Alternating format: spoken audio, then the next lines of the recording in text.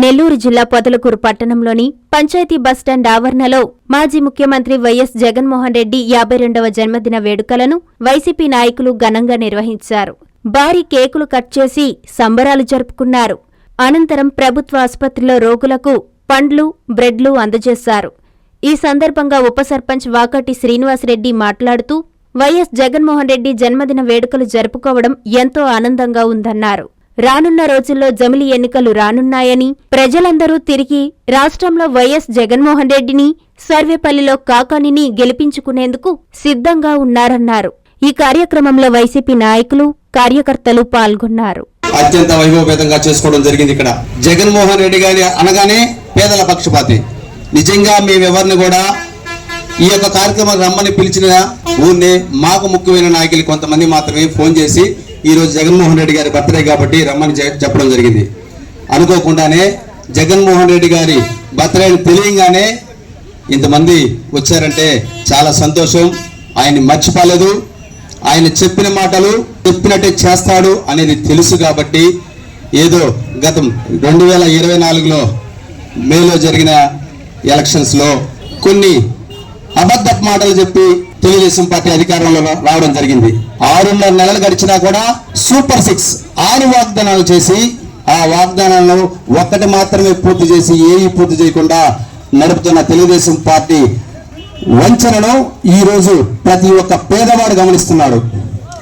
అదే జూన్లో వచ్చిన రిజల్ట్ తర్వాత అదే జగన్మోహన్ రెడ్డి గారి ప్రభుత్వం వచ్చుంటే జూన్ 4 వచ్చిన రిజల్ట్ తర్వాత వారం రోజుల్లోనే అమ్మఒడి, ఫీజు రీంబర్స్మెంట్ ఇట్లా ఎన్నో పథకాలు పడి ఉండేవి. ఈరోజు పేదలు పడుతున్నాయా? పడలా. ఎందుకు పడలేదు? వంచన చేసిన ప్రభుత్వం వల్ల ఈరోజు పేదలు మళ్ళీ వెనక్కిపోయారు.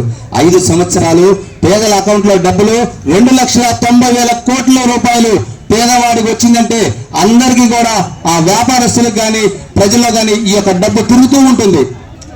అదే పెద్దవాడి చేతులకు పోతున్నాయి ఇప్పుడు డబ్బులు. ఆ డబ్బులన్నీ కట్టలు కట్టి ఇంటిలో బీరువాల్లో గోడౌన్స్ లో ఉంటాయి. గమనించుకోండి ప్రతి ఒక్కరు కూడా. ఈ రోజు ప్రతి ఒక్క బ్యాంకు కానీ అంగలు కానీ ఖాళీగా ఉన్నాయంటే జగన్మోహన్ రెడ్డి గారు లేని ఒక సమస్య వల్లే. అదే జగన్మోహన్ రెడ్డి గారు అంటే పేదవాడు సగరంగా తలెత్తుకుని తిరిగే పరిస్థితి. ఎన్ని పథకాలు! ఈ రోజు ఇంజనీరింగ్ చదివే పిల్లడికి ఫీజు కట్టలేని పరిస్థితి. హాస్పిటల్లో చూపించుకోవాలంటే ఆరోగ్యశ్రీ డబ్బులు వేయనటువంటి పరిస్థితి. ఈ పెన్షన్ 7 నెలలు కావస్తున్నా కానీ కొత్త పెన్షన్ మంజూరు చేయలేని పరిస్థితి. అదే జగన్మోహన్ రెడ్డి గారు ఉంటే ఖచ్చితంగా పేదవాడికి ఇంకా మెరుగైన వసతులు కల్పించుండేవాడు. 2019లో జగన్మోహన్ రెడ్డి గారు ప్రభుత్వం ఏర్పాటు చేసే ముందు సుమారు 40 లక్షల పెన్షన్ మాత్రమే ఉండే ఈ రాష్ట్రంలో.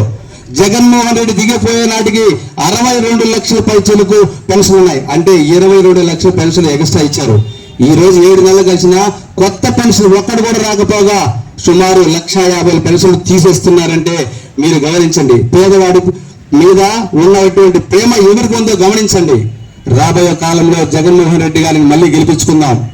అలాగే మన ఇక్కడ పోటీ చేసి స్వల్పంగా తేడాతో ఓడిపోయినటువంటి కాకాని గోవర్ధన్ రెడ్డి అన్నగారు పొదలకూరు మండలంలో సర్వేపల్లి కాన్స్టిట్యూన్సీ మొత్తం మీద ఎన్ని పనులు చేశాడో గుర్తు చేసుకోండి.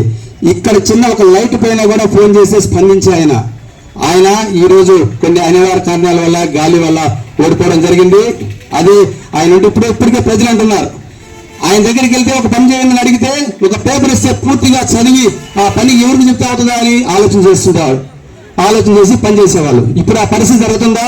ఒక పేదవాడు ఈ యొక్క పని పోయగలిగిన వాడు ఎవరైనా ఒక దగ్గరకు పోయి అడిగితే ఆ పని జరుగుతుందా?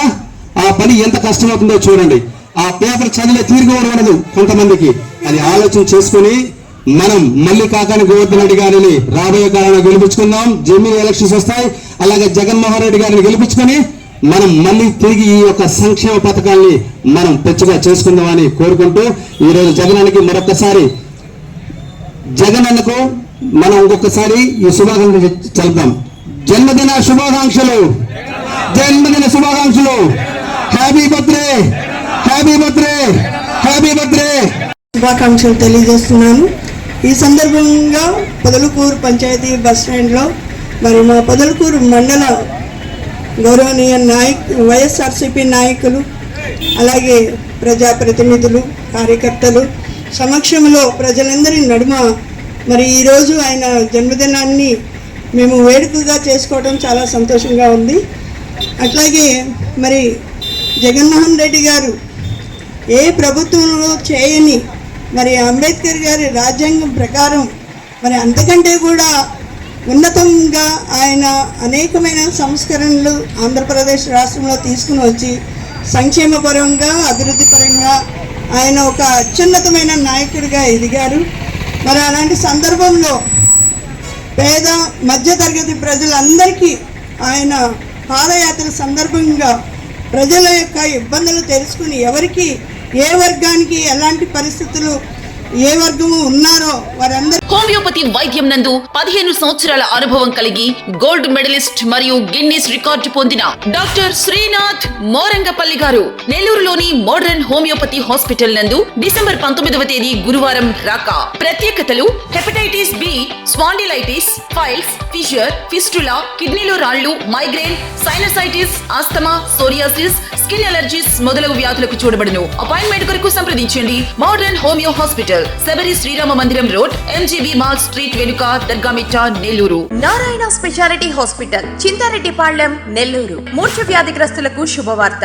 ఎపిలెప్సీ మూర్ఛ స్పెషల్ క్లినిక్ ప్రతి నెల 4వ గురువారం. సేవలు న్యూరాలజిస్ట్ ఉచిత కన్సల్టేషన్. డాక్టర్ గారు సూచించిన వారికి ఎంఆర్ఐ మరియు ఈఈజీ పరీక్షలు 50% రాయితీతో చేయబడును. వ్యాధి నిర్ధారణ అనంతరం అవసరమైన వారికి ఆరోగ్యశ్రీ ఈహెచ్ఎస్ ద్వారా ఉచిత శస్త్రచికిత్స. ఆరోగ్యశ్రీ సేవల కొరకు తీసుకురావాల్సినవి Arogyasri card, ration card, Aadhaar card, bank passbook, phone number. స్థలం Narayana specialty block, ground floor లోని న్యూరాలజీ విభాగం నందు. ఫోన్ 96401 0055.